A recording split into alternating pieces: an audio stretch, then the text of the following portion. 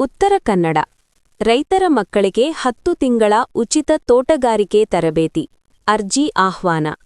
ತೋಟಗಾರಿಕೆ ಇಲಾಖೆಯ ವತಿಯಿಂದ ಸಿದ್ದಾಪುರ ತಾಲೂಕಿನ ಹೊಸೂರು ತೋಟಗಾರಿಕೆ ತರಬೇತಿ ಕೇಂದ್ರದಲ್ಲಿ ಹಮ್ಮಿಕೊಳ್ಳಲಾಗಿರುವ 10 ತಿಂಗಳ ಅವಧಿಯ ತೋಟಗಾರಿಕೆ ತರಬೇತಿಗೆ ಜಿಲ್ಲೆಯ ಅರ್ಹ ರೈತರ ಮಕ್ಕಳಿಂದ ಅರ್ಜಿಗಳನ್ನು ಆಹ್ವಾನಿಸಲಾಗಿದೆ.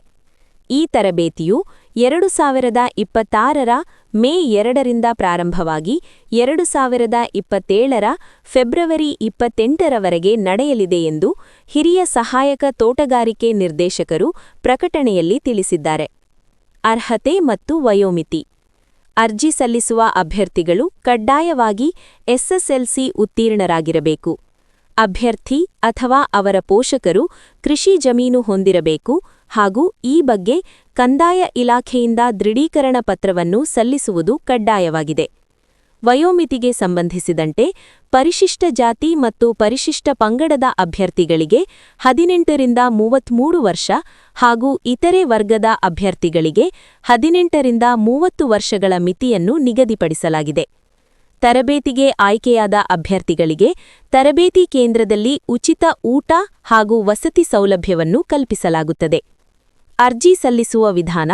ಆಸಕ್ತರು ಅರ್ಜಿ ನಮೂನೆಗಳನ್ನು ಶಿರಸಿಯ ತೋಟಗಾರಿಕೆ ಜಂಟಿ ನಿರ್ದೇಶಕರ ಕಚೇರಿ ಅಥವಾ ಕಾರವಾರದ ಹಿರಿಯ ಸಹಾಯಕ ತೋಟಗಾರಿಕೆ ನಿರ್ದೇಶಕರ ರಾಜ್ಯ ವಲಯ ಕಚೇರಿಯಲ್ಲಿ ಪಡೆಯಬಹುದು.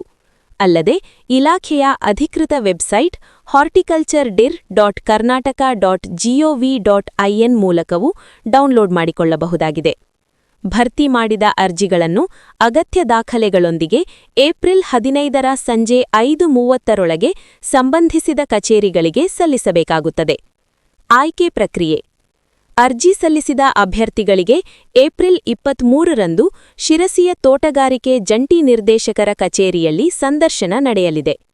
ಸಂದರ್ಶನದ ಆಧಾರದ ಮೇಲೆ ಸಿದ್ಧಪಡಿಸಲಾದ ಅಂತಿಮ ಆಯ್ಕೆ ಪಟ್ಟಿಯನ್ನು ಏಪ್ರಿಲ್ 27ರಂದು ಪ್ರಕಟಿಸಲಾಗುವುದು ಎಂದು ಇಲಾಖೆ ಮಾಹಿತಿ ನೀಡಿದೆ.